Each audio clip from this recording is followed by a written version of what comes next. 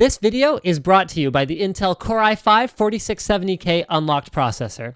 Add an Intel 520 series SSD to your Haswell system for unbelievable overall performance. Welcome to my unboxing and first look at the GeForce GTX 770 Windforce OC version, according to Gigabyte here, from Gigabyte. This is, as you may or may not have figured out by now, a GeForce GTX 770. It is overclocked, and more importantly than the factory overclock, it has Gigabyte's Windforce Cooler. So their Windforce Cooler uses a triple fan design, each of these fans being 75 millimeters in diameter, as well as one of the beefiest, come on out, there we go, as well as one of the beefiest heatsink designs that I have ever seen. But I'm not going to let you feast your eyes on the card just yet. I'm going to make you look at, oh wow, look at them accessories. Is that two Molex to PCI Express adapters? Wow, one 6-pin, one 8-pin, so cool. Next, oh, is that a driver disc? Wing, and quick graphics card installation guide. Although if you don't like Gigabyte's installation guide, then you can check out my installation guide, which is a video, which is obviously better because videos are awesome. All right, so the cooler itself, there's your three 75 millimeter fans, all right?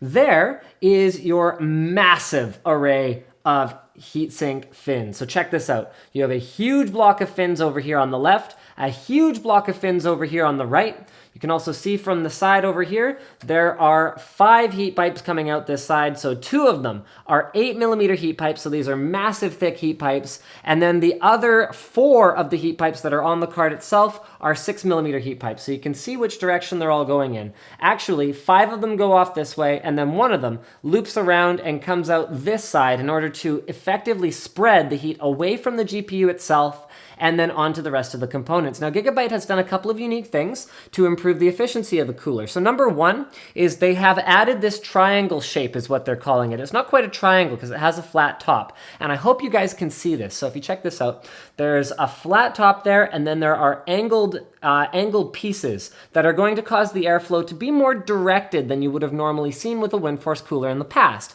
So what this will do is it'll take the airflow and it'll bring it in through the fan, and then drive it up this way and down this way, as opposed to causing an additional turbulence by having it interfere with the airflow from this fan, which will then be directed this way and this way. This guy over here is kind of on his own, but this serves 2 purposes, not only to cool the GPU core itself with all the heat that it's getting from those heat pipes, but also to cool the VRM components. So that is the voltage delivery, our voltage regulation modules, all of the stuff that turns that 12 volt power that comes in from the PCI Express connectors into something that a GPU and memory and all of that can use. Now, speaking of memory, it has a full memory plate, so that is responsible for cooling the 7 gigahertz GDDR5 memory that you'll find on pretty much any GeForce GTX 770 graphics card, and Gigabyte has gone with a modest overclock on the GPU core, so it is well in excess of over 1 gigahertz. However, this is the trick. When you have a very solid cooler on one of these graphics cards, because of GPU Boost 2.0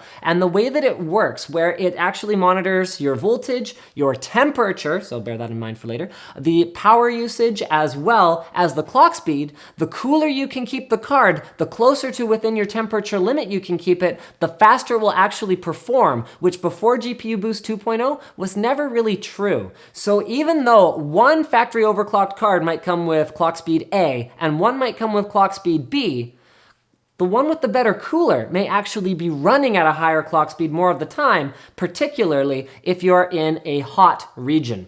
Now, the card is very standard in terms of its shape and size. It is a 2-slot card in spite of its 450 watts of heat dissipation, which we saw a demo of at Computex. It is real. It is actually a thing, which I thought was pretty darn cool. It's got the standard layout of ports, so you've got 2 DVI ports as well as 1 HDMI and 1 DisplayPort port. You've also got 2 fingers for SLI up here, giving you compatibility with 2-way, 3-way, and potentially 4-way SLI, although NVIDIA doesn't spend much time talking about 4-way SLI anymore because the reality of it is it doesn't really scale that well. Down at the bottom of the card, we've got a PCI Express 3.0 16X connector, and then you can see that this is a completely non-reference card, so it uses Gigabyte's ultra-durable concept, which basically amounts to beefier components and improved efficiency, less heat output, and all that good stuff that you expect from an aftermarket cooled card. Up on the top of the card, we've got the 6-pin PCI Express power adapter, as well as an 8-pin PCI Express power adapter, and a pretty cool sort of lattice work looking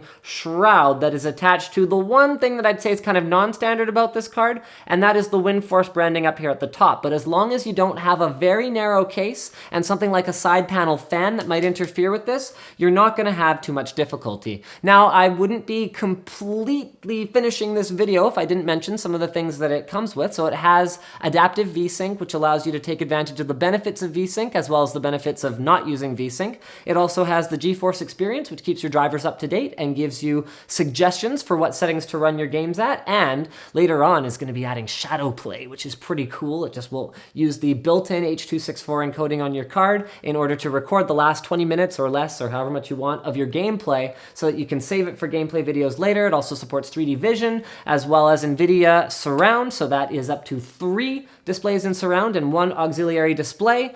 And I think that is pretty much it. Don't forget to subscribe to Linus Tech Tips for more unboxings, reviews, and other computer videos, and I hope that you have enjoyed this one.